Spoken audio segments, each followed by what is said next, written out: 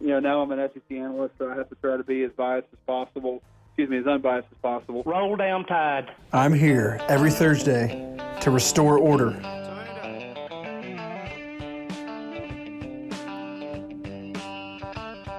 All right, last week a part of the conspiracy theory, they got Devin White suspended for a half.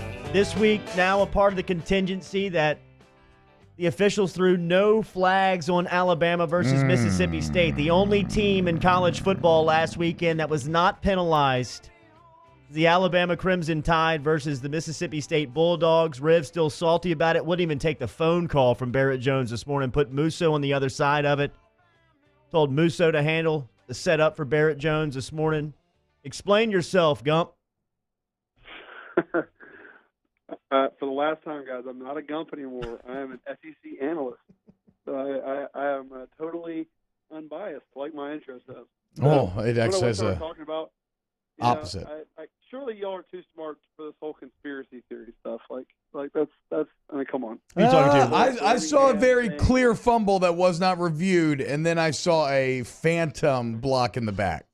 Well, is that the only? This is the only calls this year in the SEC. I mean, I'm not going to sit here and say the calls weren't missed. I'm just saying there's calls missed every week. Part of it, and every time there's a call missed against Alabama, all of a sudden it's a conspiracy theory. So. I just, I get the frustration, I do. But I think we can all agree they probably still would have won the game. And by probably, I mean definitely. Thank you, Barrett. Talk to you next week, man. Why are y'all so salty lately? I mean, we can just catch up about the SEC. I mean, y'all are inciting. Because y'all are ruining the SEC. Y'all are like the Golden State Warriors of the SEC. You have made everything unexciting and boring. Tua is the Durant. The only positive that y'all could bring would be if you lose to Georgia in the SEC championship and just cause pure chaos because the playoff committee has to decide between putting you back in or choosing another conference champ. Real question, though. You think Georgia can beat Alabama this year? I don't think they can. I think they can. I think it's going to be tough. I mean, I think Georgia is a team that's quietly gotten better and better each week since they lost. I think they're kind of getting back to what they're doing best, running the football, letting Jake Fromm make plays when he has to. The defense has been playing better. I think the bottom line for me on Georgia, though, is that I just don't think this defense is quite as good as it was last year. Last year they had some dudes. I mean, Roquan Smith, Bellamy, and the other end they had. I mean, they were pretty stacked on defense.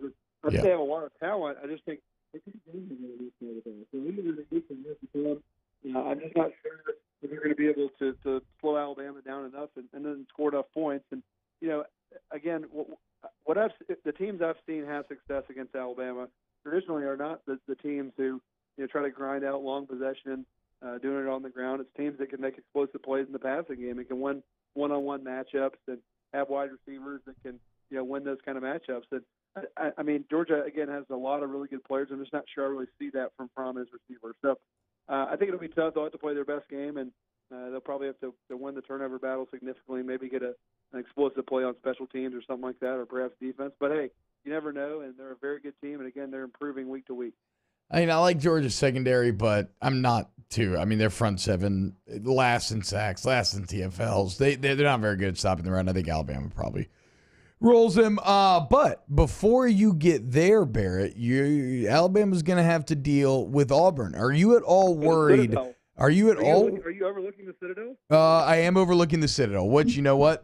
Maybe that's a recipe for disaster. I doubt it. But if we look at Malzahn's law, we've seen it come into play recently, right? So Auburn loses to Tennessee. Everybody writes them off. They're terrible. They're done for. They stink, right? Okay, they come back. They beat Mississippi.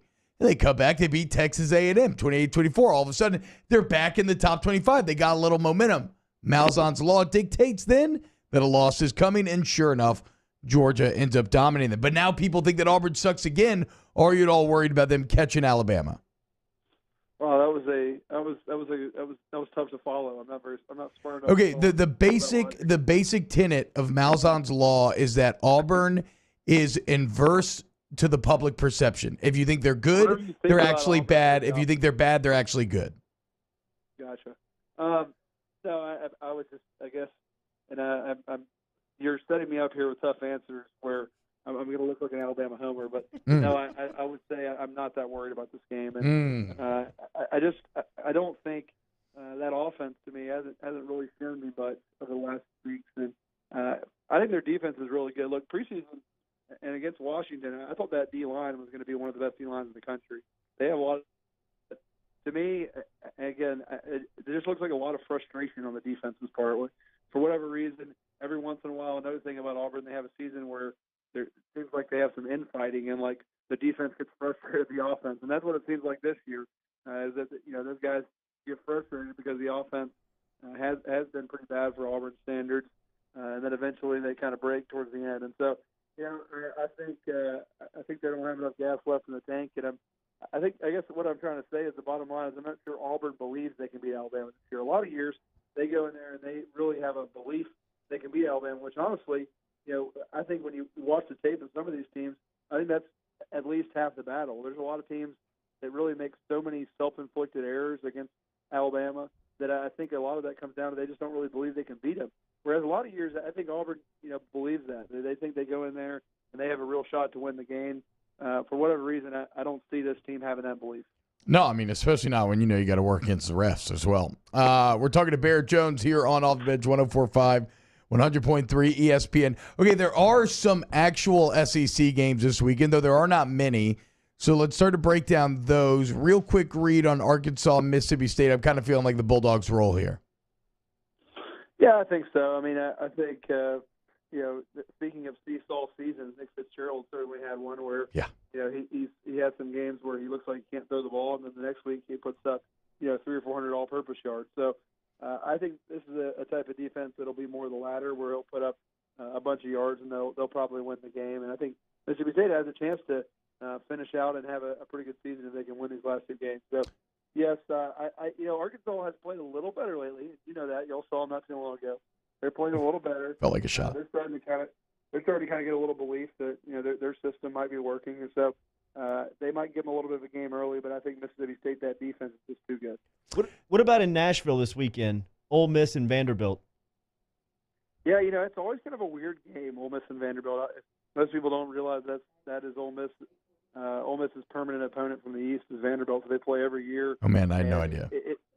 It's a weird game. Like, it's always a pretty close game, no matter which team is good, and it's always a pretty tightly contested one. So I think Ole Miss will eke it out, but who knows? I mean, Ole Miss's defense is I think the worst defense in the SEC. They are horrendous at times, and so you never really know when you have a defense like that.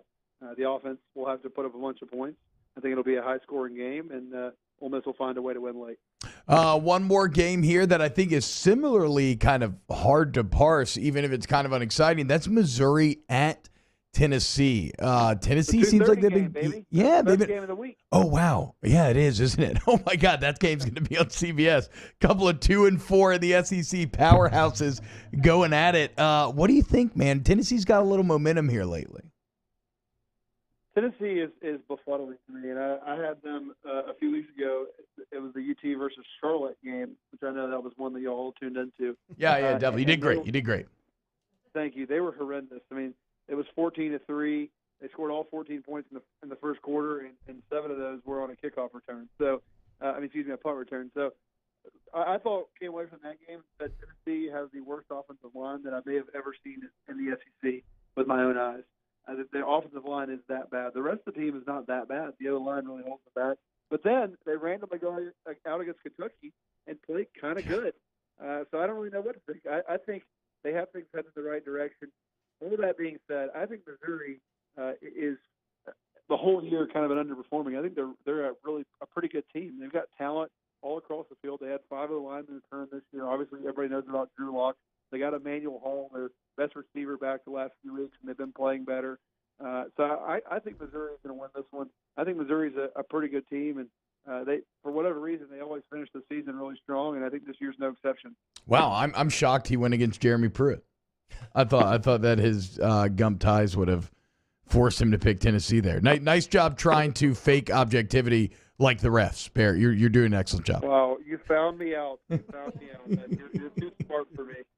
Chattanooga at South Carolina this weekend. Our guy Barrett Jones will be on the call and back with us next Thursday talking football, man. Enjoy the weekend.